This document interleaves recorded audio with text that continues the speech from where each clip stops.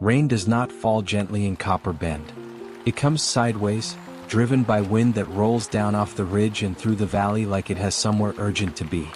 On the night this story begins, that rain was hammering the tin roof of a clubhouse at the edge of town, and it was hammering, too, on the leather-jacketed shoulders of a man nobody there had ever seen before.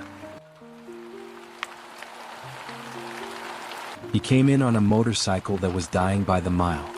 Anyone who knew engines could hear it from 200 yards off. A rattle underneath the growl, the kind of sound that meant something inside was already broken and just hadn't quit yet. He rode it through the gate anyway because the gate was open, and because the porch light was the only light for 3 miles in any direction. The engine gave out completely 20 feet from the steps. It didn't sputter. It didn't cough a warning. It simply stopped, the way a tired heart stops, and the man sat there for a moment in the rain and the sudden quiet, one hand still on the throttle out of habit. 4 members of the Briarwood Riders were on that porch. They came out from under the eaves. The stranger didn't ask for food. He didn't ask for money or a phone or a ride into town. He climbed off the bike slowly like a man twice his age, walked it the last few feet through the mud, and looked up at the man standing at the top of the steps, the one whose stillness marked him even to a stranger as the one who decided things here. "Let me stay," the man said, "until my bike is fixed." Nobody answered right away. Rain filled the silence. The man at the top of the steps was named Silas Bramwell. Some called him Preacher, though he'd never once stood behind a pulpit. The name came from the way he talked when something needed saying, slow and even, like he'd already turned the words over 100 times before he let them out. He was the president of the Briarwood Riders, and in 11 years of holding that position, he had learned exactly one rule that mattered more than any other. You do not let a stranger into your house on a stormy night without knowing exactly what kind of storm he's bringing in with him. He looked at the man's face for a long moment. Weathered. 50s, maybe older. A scar along the jaw that had healed wrong years ago without a stitch. And something else, something in the eyes that made the hair on the back of Silas's neck rise before his mind could tell him why. "We don't take in strangers," Silas said finally. "Not here. Not like this." The man nodded like he'd expected that answer, like he'd heard it before in other towns, from other men standing on other porches. He didn't argue. He simply reached into his jacket, slow enough that 4 sets of eyes could track every inch of the motion, and pulled out a folded photograph, soft at the creases from being carried too long in too many pockets. He held it out into the rain. "My name's Everett Coyle," he said. 31 years ago, I made a promise to a man who used to stand where you're standing now. I never kept it. I'm not asking you to let me stay because I need shelter, though God knows I do. I'm asking because I've got about 6 months of road left before something in my chest finishes the job my knees started, and I'd like to die having kept one promise in my life. Just one." Silas Bramwell did not move, but something behind his eyes did. Because the man in that photograph, young, unscarred, grinning in a way Everett Coyle's face hadn't grinned in decades, was Silas's father. The club had been founded 38 years earlier, not as an outlaw gang and not as a weekend hobby group, but as something closer to a mutual aid society that happened to ride motorcycles.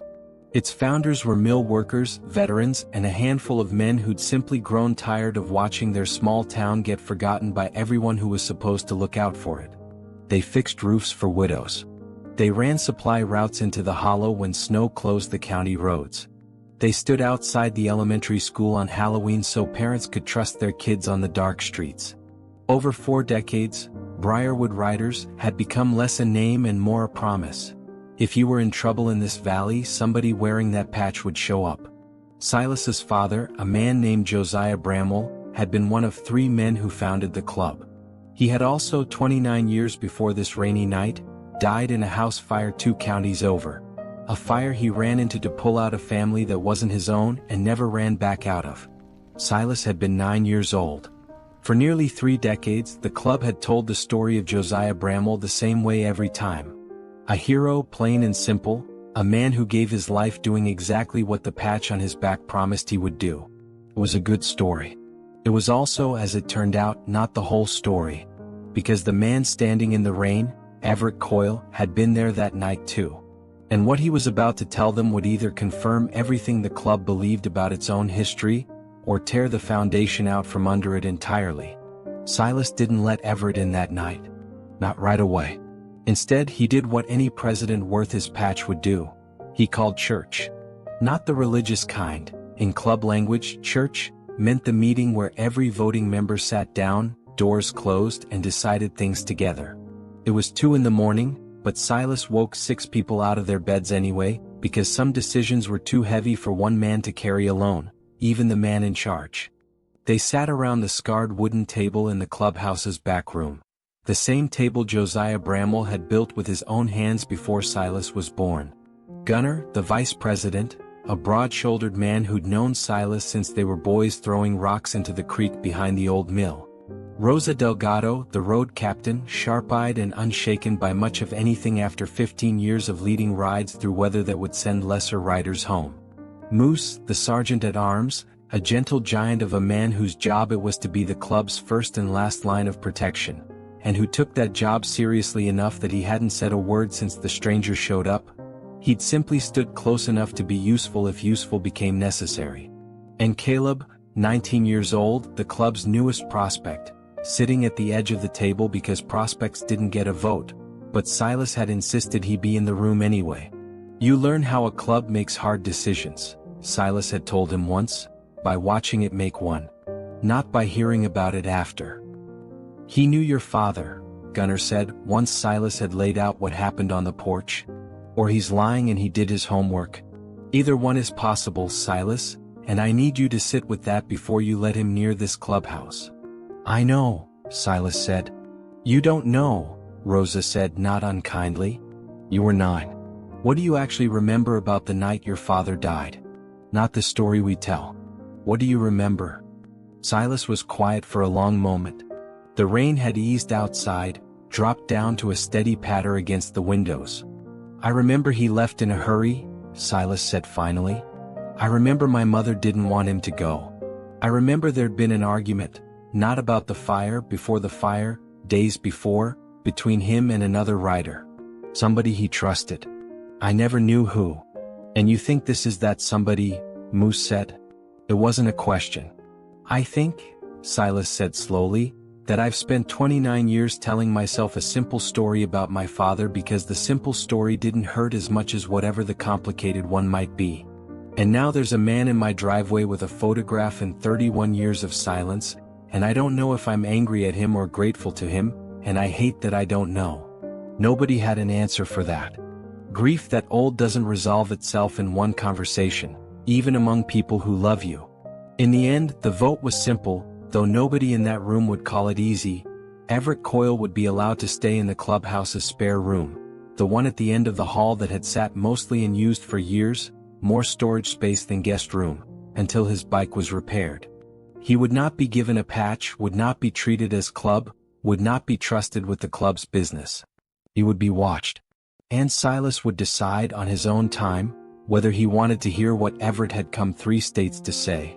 Caleb, sitting silent at the edge of the table through all of it, found himself thinking about something his grandmother used to tell him, that the hardest door to open isn't the one to a stranger's house. It's the one to your own family's silence. The bike itself told a story before Everett ever spoke another word. Rosa, who could diagnose an engine's whole life history from the sound of it dying, was the one who towed it into the club's barn the next morning and started taking it apart. What she found surprised her enough that she called Gunner over before she was even halfway through. The bike was old, older than it had any right to still be running, held together by decades of patched repairs, replaced parts scavenged from 3 or 4 different makes and models, welds that weren't pretty but were honest. It was, Rosa said later, a bike that had been kept alive by somebody who couldn't afford to let it die, and didn't know how to give up on things. But it wasn't just old. Etched into the underside of the gas tank, worn nearly smooth by 30 years of a rider's leg brushing against it, were 2 words, Josiah's boy. Rosa didn't tell Silas what she'd found. Not that day. She wasn't sure yet what it meant, and she'd learned a long time ago that half a truth handed to a grieving man could do more damage than a lie.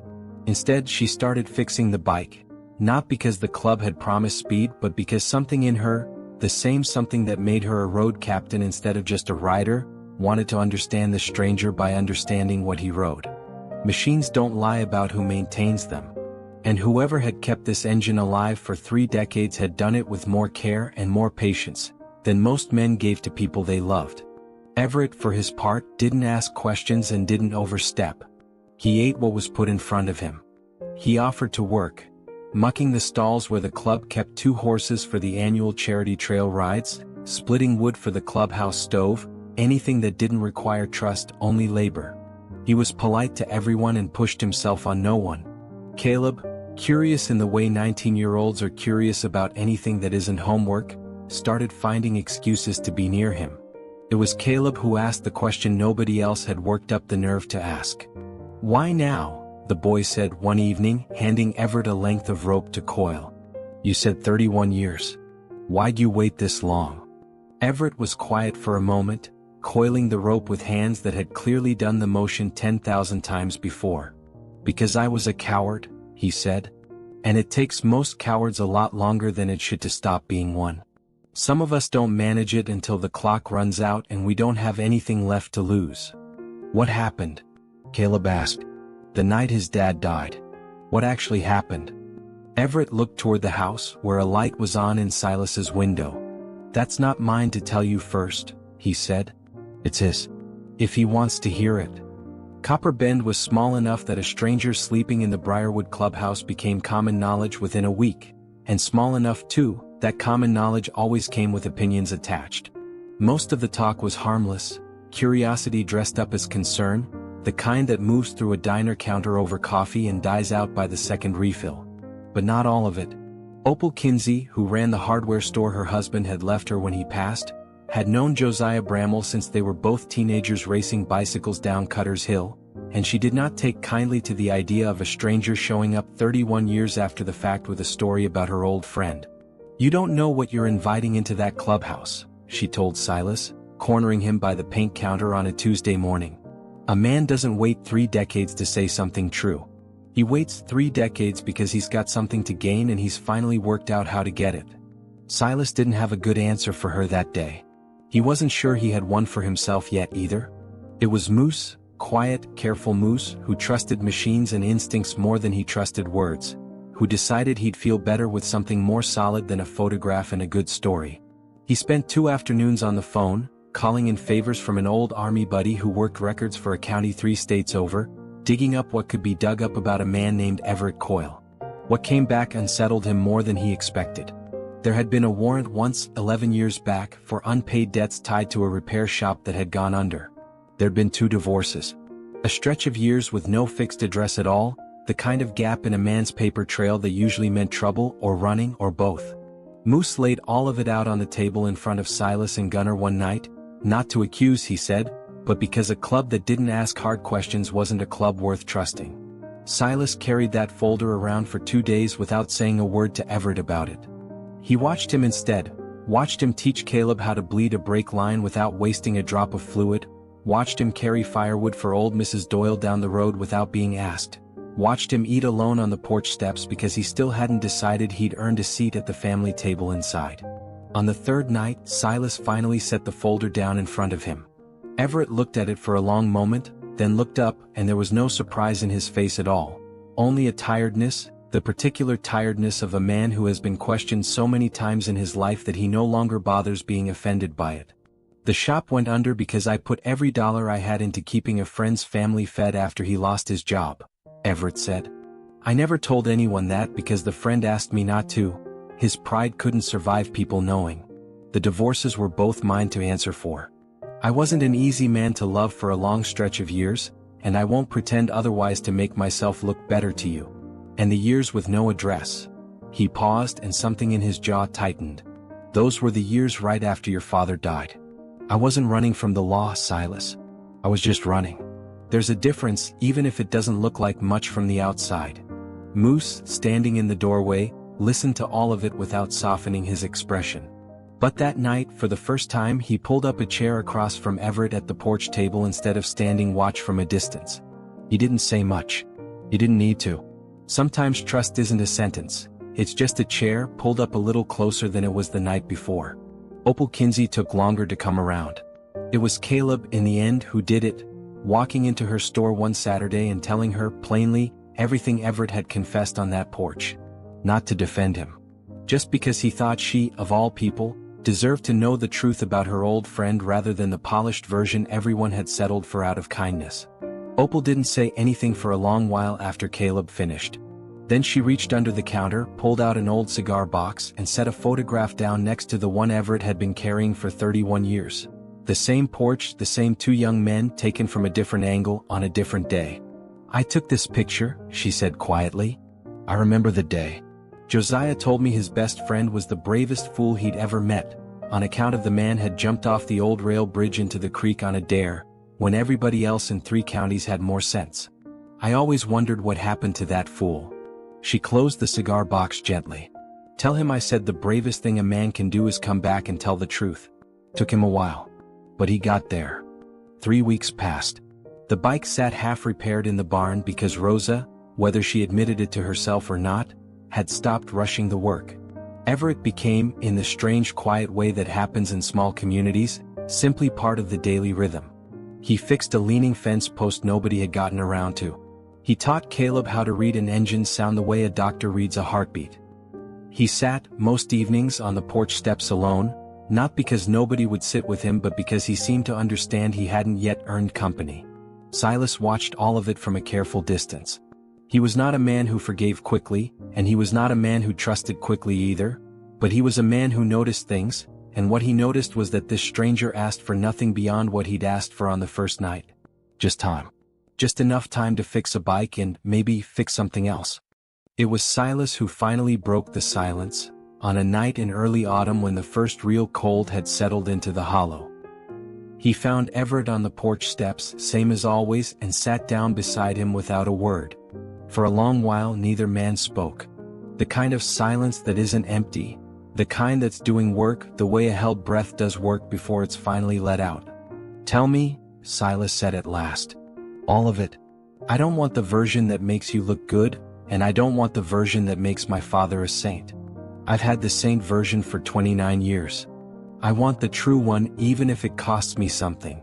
So Everett told him.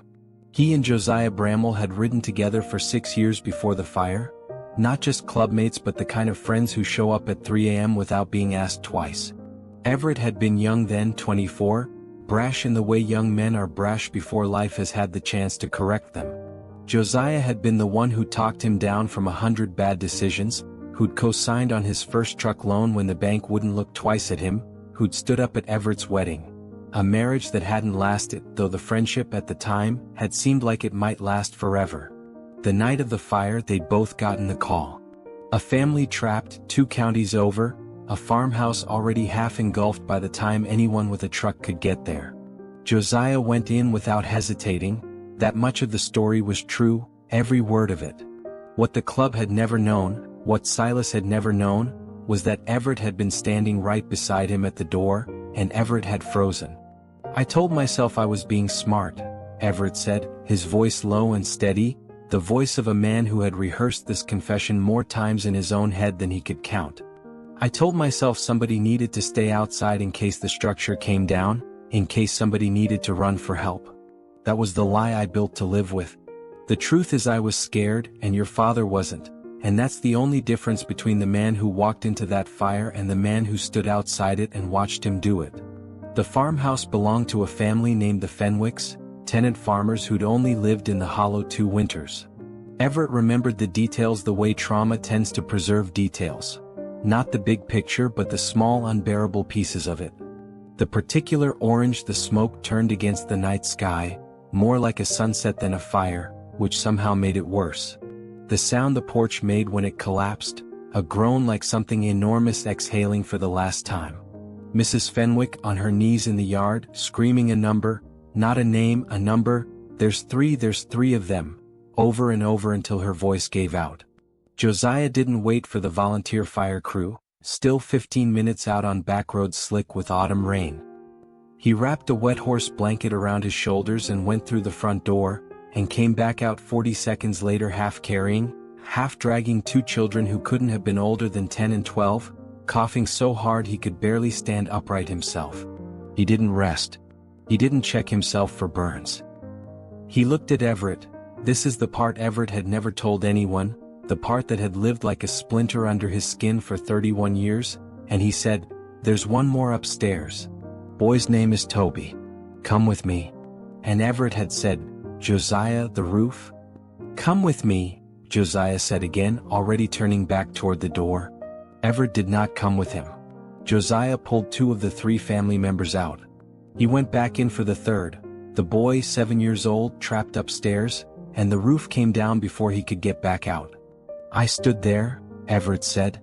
"I stood there and I watched the roof fall and I did not move, and to this day I don't know if 30 more seconds of me actually moving instead of standing there paralyzed would have made a difference. Maybe it wouldn't have. Maybe there was nothing anyone could have done. But I have spent 31 years not knowing because I never let myself find out, because finding out meant walking back into a version of that night I couldn't survive looking at straight on." He reached into his jacket again, the same motion as that first rainy night, and pulled out the same photograph. 2 weeks before the fire, your father and I were sitting right about where we're sitting now, on a porch on a night about this cold.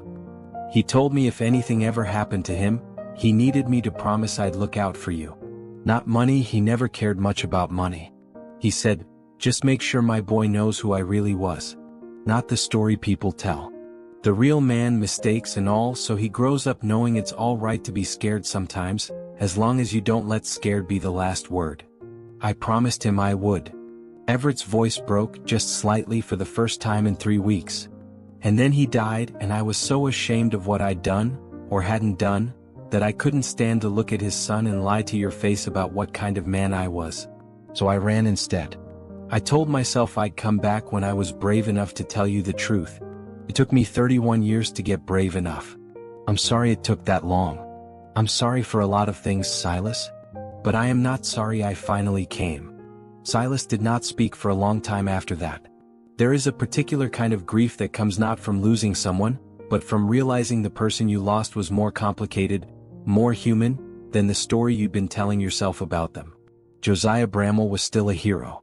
He had still walked into a burning house and pulled 2 people out and died trying to save a third. Nothing Everett said changed that. But he had also apparently been a man capable of asking a frightened friend for help he might not receive, a man who worried enough about his own mortality to make a friend promise to look after his son. A man, in other words, and not a myth. "You could have told me this the first night," Silas said finally. "Why didn't you? Why let the club vote you a spare room in 3 weeks of silence instead of just saying it straight out?"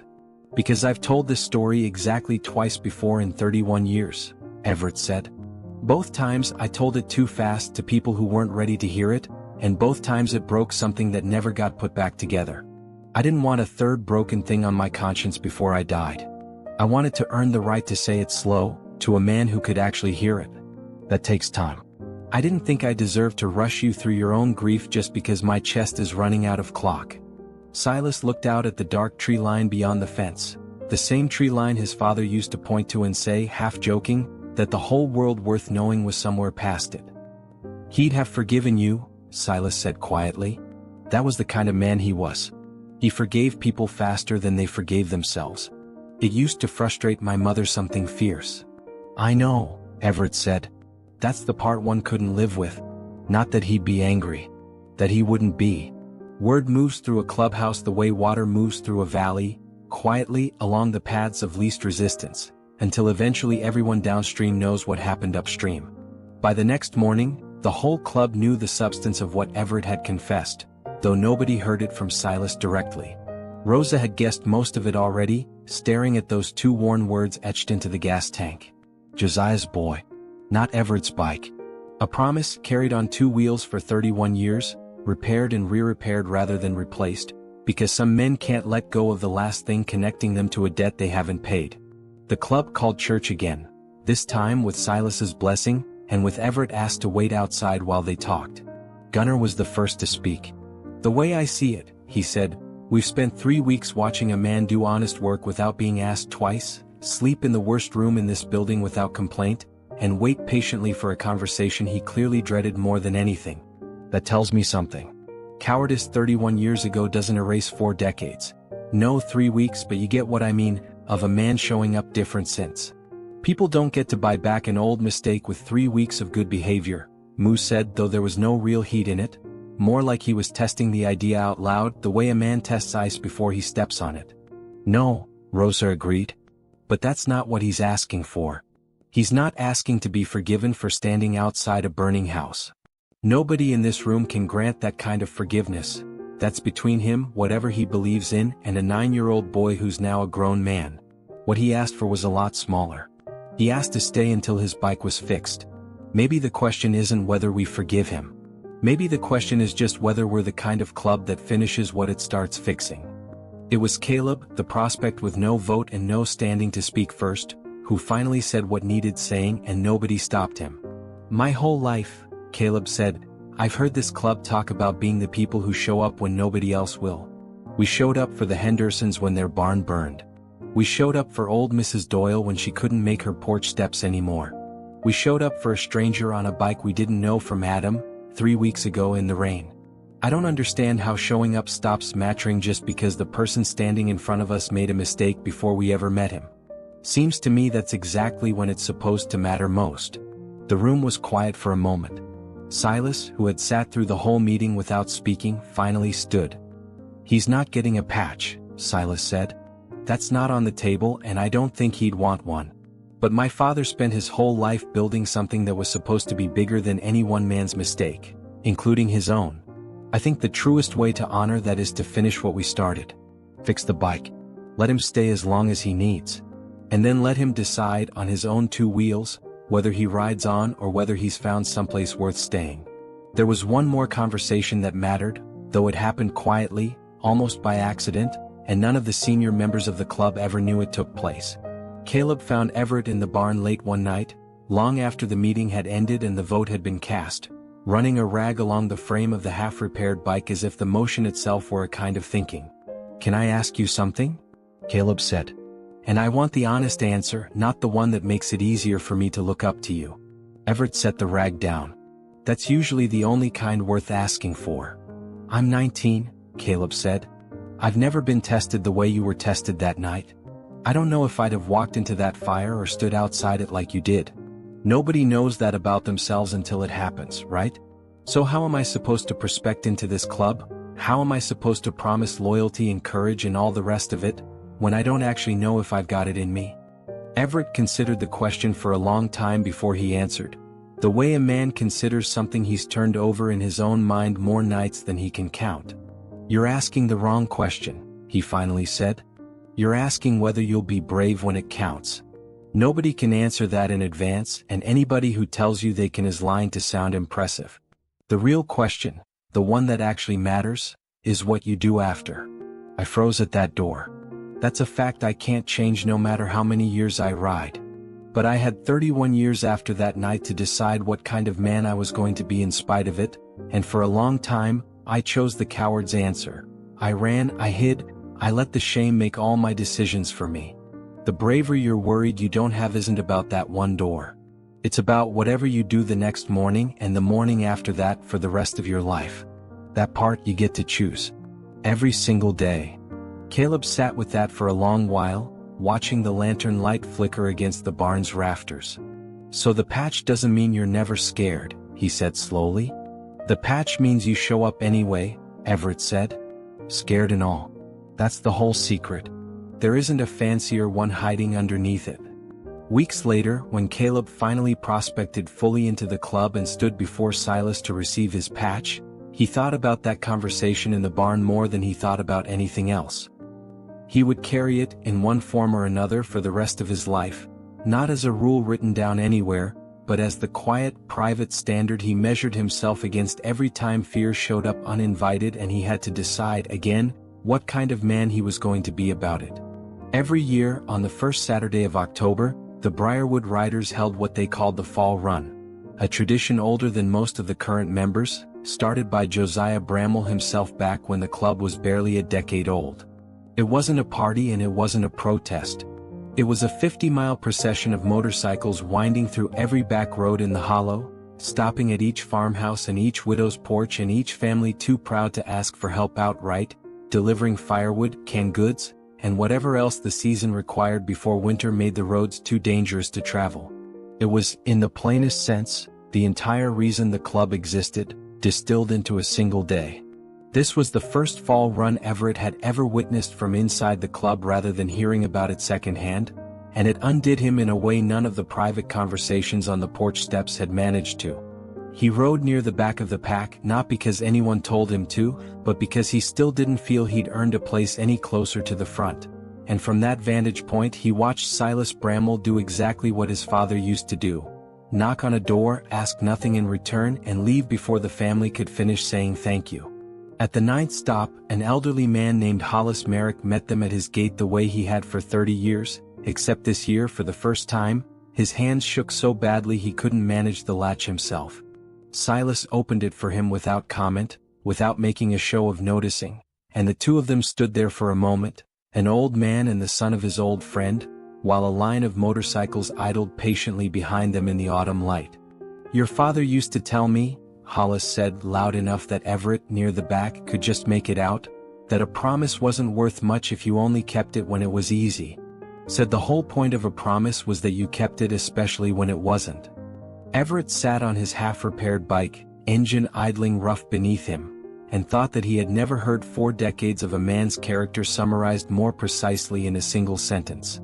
By the time the fall run circled back to the clubhouse that evening, something had shifted in Everett that none of the private conversations had quite managed to shift. He understood, watching it, that the club had never really been about the patch on anyone's back. It was about 50 miles of back roads and a promise kept year after year whether or not anybody was there to see it kept. It was, in its own quiet way, exactly the kind of promise he had failed to keep for 31 years, and exactly the kind he intended, for whatever time he had left, to finally start keeping. That night, he told Silas he wanted to ride the whole fall run route again the following spring, on the club's separate charity run for families who'd lost someone to fire or flood. A smaller tradition, quieter, less well known even within the valley, one the club funded almost entirely out of pocket and never advertised. Silas didn't ask why. He simply nodded and said, "Then you'd better make sure Rosa finishes that bike right." Rosa finished the bike 2 weeks later, on a clear morning with the first real frost of the season silvering the fence posts. She'd replaced what needed replacing and left alone what didn't. The patched welds, the mismatched parts, the 2 words scratched into the tank. Some repairs, she told Everett when she rolled it out of the barn, are about making something run. Others are about making sure it still remembers where it's been. The whole club came out to see it off, though nobody quite said out loud that off wasn't the plan anymore. Everett stood beside the bike for a long moment, running one hand along the tank over those 2 worn words, the way a man touches something to make sure it's still real. "I came here to keep one promise," he said to Silas, to all of them. "I told myself that was all I was owed to give, one conversation, one truth, and then I'd get back on the road before I wore out whatever welcome I didn't deserve in the first place." "And now?" Silas asked. "Now I think I misunderstood the promise," Everett said. "Your father didn't ask me to deliver one message and disappear. He asked me to make sure you knew who he really was, mistakes and all, so you'd grow up knowing it was all right to be scared sometimes as long as scared wasn't the last word. I think that's a promise that takes longer than one conversation to keep. I think maybe it takes as long as I've got left." Silas looked at the man for a long moment, at the scar along his jaw, at the eyes that had carried 31 years of a weight most men would have set down decades ago rather than drag across 3 states in the rain. And he did something he hadn't planned to do, hadn't discussed with the club, hadn't even fully decided until his hand was already moving. He held out his hand. "Then don't fix the bike so it can leave," Silas said. "Fix it so it can stay." Everett Coyle did not become a member of the Briarwood Riders. He never asked for a patch and the club never offered one. Some debts, they all seem to understand without saying it aloud, aren't repaid by joining something. They're repaid by staying long enough to help build it into something better than it was. He stayed on as what the club came to call, half joking and half in earnest, the fixer. Not just of engines, though he kept the club's whole fleet running better than it had in a decade, but of small broken things around the property that everyone else had simply learned to live around. He taught Caleb more in 6 months than most prospects learn in 3 years, not just about carburetors and clutch cables but about the difference between the story you tell to survive a mistake and the truth you eventually have to tell to actually heal from one. He and Silas never became close in the easy, effortless way of old friends. That kind of trust doesn't rebuild fast, and both men understood that well enough not to force it. But most evenings, when the light in the sky turned the particular gold that only shows up in the hollow in late autumn, they sat on the same porch steps together, mostly in silence, sometimes talking about Josiah Bramwell, not the myth, not the story the club told visitors, but the actual man, complicated and generous and occasionally afraid, exactly as his oldest friend remembered him and exactly as his son deserved to know him. 6 months came and went. Then a year. Everett's chest, it turned out, had more fight left in it than the doctors predicted. Though nobody in that clubhouse would have called it a miracle so much as the simple fact that a man finally at peace tends to hold on a little longer than one still running from himself. Opal Kinsey started leaving a second cup of coffee out on her counter on the mornings Everett came by for hardware supplies, and never once mentioned why. Moose's chair on the porch stopped being the exception and simply became, without anyone deciding it formally, where Moose sat. Gunnar taught Everett how to two-step at the club's spring cookout, badly, both of them laughing too hard to keep count of the beat, while Rosa filmed it on her phone and threatened, every year after, to play it at his funeral, a joke that had once carried a darker weight and now, slowly, didn't. And every year, on the anniversary of the fire, the whole club rode 2 counties over to a small cemetery where the Fenwick boy was buried, and to another plot not far from it where Josiah Bramwell rested, and they stood together in whatever weather the season brought, and they did not need many words for it. Everett always brought flowers for both graves.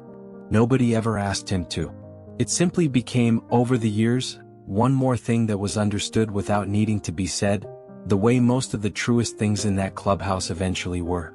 Silas kept the original photograph, soft and worn at its creases, in the same drawer where his father had once kept the deed to the clubhouse land. Some nights, when the hollow went quiet and the porch light was the only light for 3 miles in any direction, he'd take it out and look at it for a while, not out of grief anymore so much as gratitude, and then he'd put it away and go on with whatever the next day required of him. That, he came to understand, was probably the truest way to carry anyone you'd lost, not by freezing their memory into something perfect and untouchable, but by letting it stay complicated and human and close. There's a particular kind of courage that doesn't look like courage at all from the outside. It doesn't look like running into a burning building. It looks like an old man on a dying motorcycle, riding 3 states to knock on a door he has every reason to believe will be slammed in his face, because he has decided that telling one hard truth, however late, matters more than carrying one more year of comfortable silence. The Briarwood Riders never advertised what happened that autumn. It wasn't the kind of story that made the local paper, and nobody in that clubhouse would have wanted it to. But if you'd asked any one of them years later what the club's patch actually stood for, what loyalty and brotherhood really meant once you stripped away the leather and the engines and the tough talk, most of them would have told you the same thing in their own words. It isn't about never making mistakes. Every single person in that clubhouse, Silas, who spent 29 years believing a simpler version of his father's story than the true one, Moose, who almost let suspicion close a door that needed to stay open, even Opal Kinsey, who judged a stranger before she'd heard him, carried some mistake of their own, some moment where fear or pride made the decision instead of their better judgment. That's not a flaw particular to Everett Coyle. It's the plain, unglamorous truth about being human. What the patch actually asks of a person isn't perfection. It's what you're willing to do and how far you're willing to ride after the mistake, whether you let shame write the rest of your story, or whether you find, even 31 years too late, the courage to knock on the door anyway. Everett Coyle asked for very little that first rainy night. Just enough time to fix a bike. What he found instead was that the repair he actually needed had never been about the engine at all, and that some debts, the ones that matter most, aren't repaid in a single conversation. They're repaid slowly, one honest day at a time, for as long as a person is given left to live them.